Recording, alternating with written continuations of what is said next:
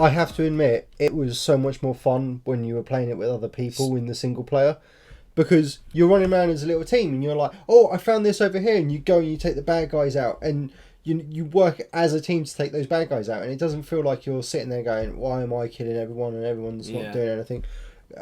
And the interesting thing as well is the loot is for individuals, it's not for everybody. Yeah. So if you find a rucksack, I look inside it, I'll get different things to what you're going to get. Yeah. Which is also interesting because you're constantly talking to each other about this is something I love, because I'm a loot whore, as you're a loot whore. Chris and Gary well know. I pretty much pick up everything. He has got a subscription for Loot Crate every month. Well, I pay for that. That's my loot. You're not getting my loot. That's what I just said. You've got the loot. That's how much you love loot. Yeah. See, look but at Steam, I really like this loot drop system, like very much like Diablo 3, where you can only pick up what's dropped for you. Yeah, I think it's good. And it's awesome because I'll go... Oh, it has a similar loot structure to Destiny as well, with the greens, the purples, the different levels. Yeah. I think the other... So you're always excited to get a purple drop. Yeah. Oh, purple, yes. Yes. Like, I never got a purple drop. Yeah, Gary's final photo of his loadout was like pretty much all purple. Yeah, I think it's about half purple. So you want the purple. Or the gold. There's gold? Yeah. I haven't seen gold. So gold is the super legendary drop. What, in Fallout? I mean, in the Division? Yeah, in the Division there is one above purple. Holy so shitballs. One thing I will say is the character creation. Obviously, we were limited in the beta. Yeah. But the way that they've got it looking, I'm really hoping that when the full game comes out, and we're obviously going to get the full game, there's going to be loads of character customizations that you can do. If you notice, they only actually had randomization, and there was actually 4 or 5 tabs at the top for different areas, like hair, beard. Yeah, eye I mean, colour. when I've watched a couple of other YouTubers that obviously got to play a bigger portion of the game, they've said that they were able to make the character look just like them. So that's pretty good. That's pretty awesome. Yeah. That really is. Because it was awesome playing with everyone, but we all looked the same. We looked exactly I was the same. only one that had a little less of a beard. Everyone else had a full-on beard. What was funny is Rico, our friend who was playing with us, he was playing as the female character. It still looked like us. And he still looked like us. Well, one of that is probably the clothing options. To start off with, we all pretty much got... No.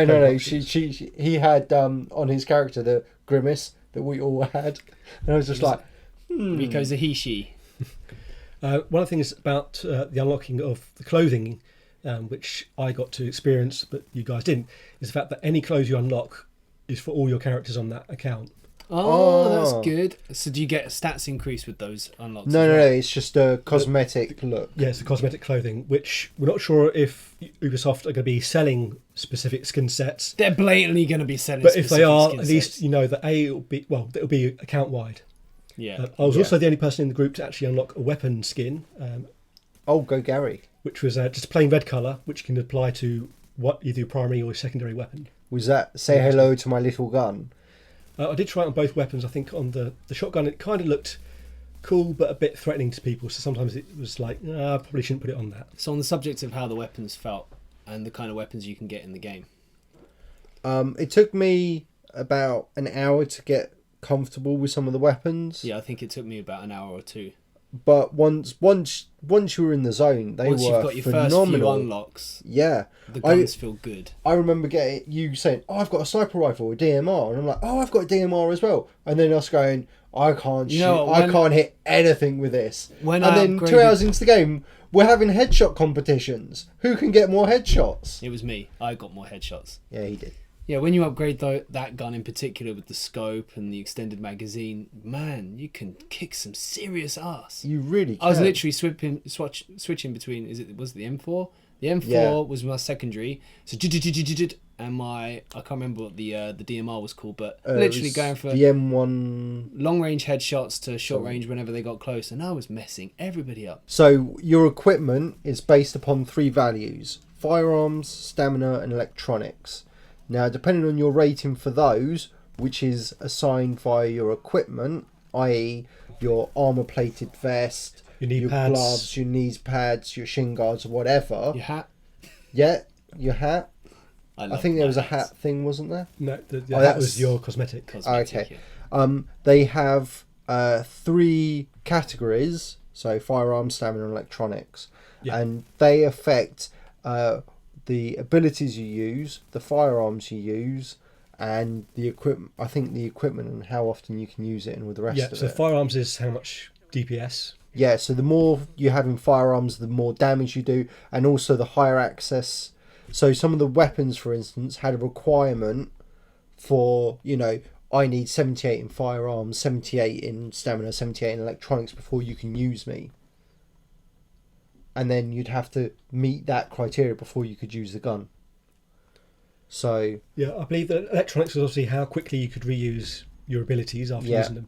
And stamina, I'm not entirely too sure what that was about, because we pretty much seem to have a run ability that lasted forever. Yeah, but that makes sense for the beta, so you can get everywhere quickly. I imagine that's going to be reduced quite a bit. I imagine that stamina ability class would actually affect something other than just running, because you can just walk. Well, what else would it affect? Well, that's the thing, I don't know. Because obviously you got electronics affecting the amount of time. I mean, don't forget, we didn't have skills or perks that's true, assigned open for this. So it's possible stamina affects those. Yeah. And I just really like the fact that obviously like the legendary or the super rare gear, the purple gear, gave you like 2 lots of bonuses for those and that sort of thing. Yeah, that is cool. That'll be handy. So obviously we'll be sorting after those. I believe the stamina may have actually helped affect your health rating. How much it may have done, yeah. So obviously if you have low stamina, you'd have low health, in which case you're killed very So maybe you can get more than 3 bars of health, or maybe you start off with 1 bar. No, you still get 3 bars. It's just how fast. Whether you've got 2,000 health, 3,000 health. So then sometimes you might have to make a trade-off with your gear as to whether you've got more health or more DPS. Well, something I did notice that we didn't have. Some of the enemies had an extra set of white bars on top that was their armor. I don't know if you can get that in the game for your character, maybe. I'm really hoping you can, because it would make sense that everyone's got an armor rating and a health rating and that sort of thing. Maybe for the higher levels or end game, maybe. Yeah. Thanks for watching. Stay tuned and check out the next part.